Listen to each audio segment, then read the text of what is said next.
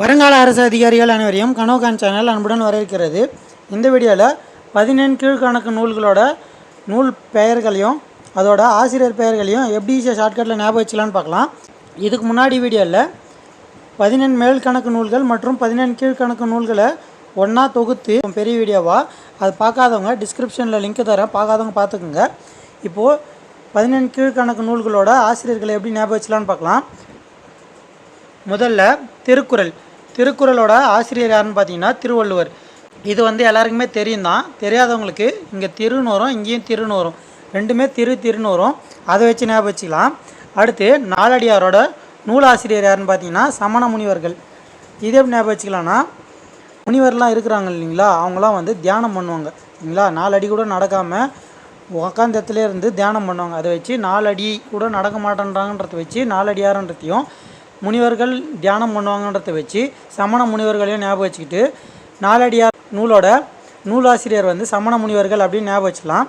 அடுத்து நான்மணி கடிகையோட நூலாசிரியரான்னு பார்த்தீங்கன்னா விளம்பி நாகனார். இதே எப்படி ஞாபகம் வச்சுக்கலாம்னா, இங்கே மணின்னு வருது இல்லைங்களா, இங்கே நாகம்னு வரும்.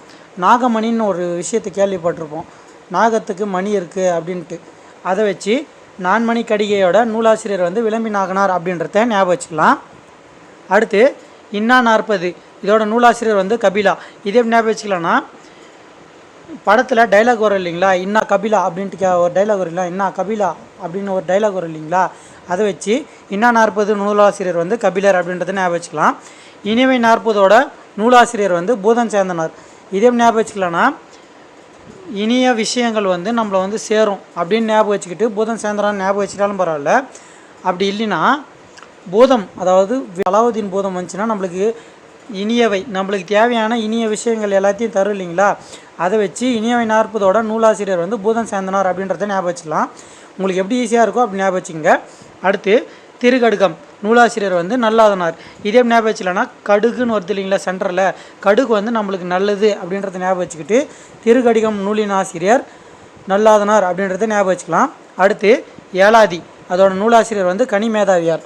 இதே ஞாபகம் வச்சுக்கலாம்னா, ஏலாதி ஏலக்கான்னு ஞாபகம் வச்சுங்க. ஏலக்காவோட ரேட்டு ரொம்ப அதிகம், அதுக்கு கணக்கு போடுறதுக்கு கணித மேதாவியார் வரணும் அப்படின்ற மாதிரி ஞாபகம் வச்சுக்கிட்டு ஏலாதி நூலின் ஆசிரியர் கனி மேதாவியார் அப்படின்றத ஞாபகம் வச்சுக்கலாம். அடுத்து சிறு பஞ்சம் மூலம் நூலின் ஆசிரியர் காரியாசன். இதே ஞாபகம் வச்சுக்கலாம்னா, பஞ்சம் எப்படி வரும்னா காரி, அதாவது மழை பெய்யாமல் இருந்துச்சுன்னா நம்மளுக்கு பஞ்சம் வரும். அதை வச்சு சிறு பஞ்சம் மூலம் காரியாசன் அப்படின்றத ஞாபகம் வச்சுக்கலாம். அடுத்து பழமொழி 400 இதோட நூலாசிரியர் யாருன்னு பார்த்தீங்கன்னா மூன்றுரை அரையனார். இதே ஞாபகம் வச்சுக்கலாம்னா, மொழி 3 வகைப்படும் இல்லைங்களா, அதை வச்சு இது ஞாபகம் வச்சுக்கலாம். பழமொழி 400ஓட நூலாசிரியர் மூன்றுரை அரையனார்னு. அடுத்து ஆசாரக்கோவை நூலின் ஆசிரியர் பெருவாயில் முள்ளியார். இதே ஞாபகம் வச்சுக்கலாம்னா, முள் நம்மளுக்கு குத்திச்சுன்னா அதை நம்ம ஆணு கற்றுவோம் இல்லைங்களா, அதை வச்சு ஆசாரக்கோவை நூலின் ஆசிரியர் பெருவாயில் முள்ளியார் அப்படின்றத ஞாபகம் வச்சுக்கலாம். அப்படி இல்லைன்னா ஆண் எப்படி கற்றுவோம்னா, நம்ம வாயை பெருசாக திறந்து கற்றுவோம் இல்லைங்களா ஆண், அதை வச்சு ஆசாரக்கோவை நூலின் ஆசிரியர் பெருவாயில் முள்ளியார் அப்படின்றத ஞாபகம் வச்சுக்கலாம்.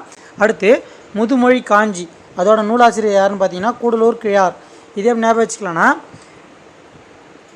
முதுமொழி, முதுனா பழசு, யாரை நம்ம பழையவர்னு சொல்லுவோம்னா கிழவர்கள் அப்படின்னு சொல்லுவோம் இல்லைங்களா, கிழவர்களை பழசு முதுமையானவர்கள் அப்படின்னு சொல்லுவோம் இல்லைங்களா, அதை வச்சு முதுமொழி காஞ்சி நூலின் ஆசிரியர் கூடலூர் கிழார் அப்படின்றத ஞாபகம் வச்சுக்கலாம். அடுத்து கார் 40 நூலின் ஆசிரியர் கண்ணன் கூத்தனார். இதே ஞாபகம் வச்சுக்கலாம்னா, நம்மக்கிட்ட கார் இருந்துச்சுன்னா கண்டமணிக்கு கூத்தடிப்போம் ஊரை சுற்றி, அதை வச்சு கார் 40ஓட நூலாசிரியர் கண்ணன் கூத்தனார் அப்படின்றத ஞாபகம் வச்சுக்கலாம். அடுத்து ஐந்திணை 50 நூலின் ஆசிரியர் மாறன் பொறையனார். இதே ஞாபகம் வச்சுக்கலாம்னா, ஐன்னு வருது இல்லைங்களா, 2 வாட்டி ஐனா கண்ணுன்னு அர்த்தம், கண்ணில் தான் நம்மளுக்கு பொறை வரும் சரிங்களா. அதை வச்சு ஐந்திணை 50 நூலின் ஆசிரியர் மாறன் பொறையனார் அப்படின்றத ஞாபகம் வச்சுக்கலாம். இது எப்படி ஞாபகம் வச்சுக்கலாம்னா, இங்கேயும் ஐந்திணை வரும், இந்த ஐயை வச்சு அது கூட கன்ஃபியூஸ் பண்ணிக்கூடாது, 2 ஐ வந்தால் மட்டும் பொறை வந்துடும் அப்படின்ற ஞாபகம் வச்சுக்கோங்க. அதை வச்சு ஐந்திணை 50 நூலின் ஆசிரியர் மாறன் பொறையனார் அப்படின்றத ஞாபகம் வச்சுக்கலாம். அடுத்து ஐந்திணை 70 இதோட நூலாசிரியர் யாருன்னு பார்த்தீங்கன்னா மூவாதியார். இதே ஞாபகம் வச்சுக்கலாம்னா, 70ன்னு வருது இல்லைங்களா, 70 வயசு ஆயிடுச்சுன்னா அவங்கள மூதாட்டி முதியவர்னு சொல்லுவோம் இல்லைங்களா, அதை வச்சு ஐந்திணை 70 நூலின் ஆசிரியர் மூவாதியார் அப்படின்னு ஞாபகம் வச்சுக்கலாம். அடுத்து திணைமொழி 50 நூலின் ஆசிரியர் வந்து கண்ணன் சேந்தனார். இதே எப்படி ஞாபகம் வச்சுக்கலாம்னா, மொழியை வச்சு கண்ணன் வந்து மக்களை சேர்த்தாரு அப்படின்ற மாதிரி ஞாபகம் வச்சுக்கிட்டு தினமொழி 50 நூலின் ஆசிரியர் வந்து கண்ணன் சேந்தனார் அப்படின்றத ஞாபகம் வச்சுக்கலாம். அடுத்து திணைமாலை 150 இதோட நூலாசிரியர் வந்து கனிமேதாவியார். இதே எப்படி ஞாபகம் வச்சுக்கலாம்னா, முன்னாடி வந்து ஏலாதி அதாவது ஏலக்காய் வந்து ரேட் அதிகம், அது வந்து கணித மேதாவியார் வந்தால் தான் அதுக்கு சால்வ் பண்ண முடியும்னு சொன்னோம். அதுக்கு அடுத்தபடியாக அதிக நம்பர் இருக்கிறது 150 தான், அதுவும் வந்து பெரிய நம்பர். அந்த பெரிய நம்பரை சால்வ் பண்ணுறதுக்கும் நம்மளுக்கு வந்து கணித மேதாவியார் வரணுன்றத ஞாபகம் வச்சுக்கிட்டு திணைமாலை 150 நூலின் ஆசிரியர் வந்து கனிமேதாவியார் அப்படின்றத ஞாபகம் வச்சுக்கலாம். அடுத்து கைநிலை அல்லது இந்நிலை இதோட நூலாசிரியர் வந்து புல்லங்காடனார். இதே ஞாபகம் வச்சுக்கலாம்னா, கையில் தான் வந்து புல்லாங்குழலை வச்சு ஊதுவோம், அதை வச்சு கைநிலை நூலின் ஆசிரியர் வந்து புல்லாங்குழல்ன்றதை ஞாபகம் வச்சுக்கிட்டு புல்லங்காடனார் அப்படின்றத ஞாபகம் வச்சுக்கலாம். புல்லாங்குழலை ஊதணுன்னா நம்மளுக்கு வந்து இனிமையான இசை வரும், அதாவது இன்னிசை வரும், அதை வச்சு இந்நிலை என்னும் நூலின் ஆசிரியர் வந்து புல்லங்காடனார் அப்படின்றத ஞாபகம் வச்சுக்கலாம். கைநிலையும் இந்நிலையும் ஒன்று, அதையும் தெரிஞ்சு வச்சுங்க. கொஷின் எப்படி ஒன்றா கேட்பாங்க, கைநிலை என்னும் நூலின் ஆசிரியர் யாருன்னு கேட்பாங்க, அப்படின்னா இந்நிலை என்னும் நூலின் ஆசிரியர் யாருன்னு கேட்பாங்க, எப்படி ஒன்றா கேட்பாங்க, அதனால் தெரிஞ்சு வச்சுங்க. கடைசியாக களவழி 40 இதோட நூலாசிரியர் வந்து பொய்கையார். இதே எப்படி ஞாபகம் வச்சுக்கலாம்னா, களவுனா திருடுறது வந்து ஒரு பொய்யான விஷயம், அதை வச்சு களவழி 40 என்னும் நூலின் ஆசிரியர் வந்து பொய்கையார் அப்படின்றத ஞாபகம் வச்சுக்கலாம். சரிங்களா? இப்போது இதிலேருந்து ஒரு சில கேள்வி கேட்குறேன், அது உங்களுக்கு தெரிஞ்சால் ஆன்சர் கமெண்ட் பண்ணுங்கள். முதல் கேள்வி, பழமொழி 400 நூலின் ஆசிரியர் யார்? இது முதல் கேள்வி.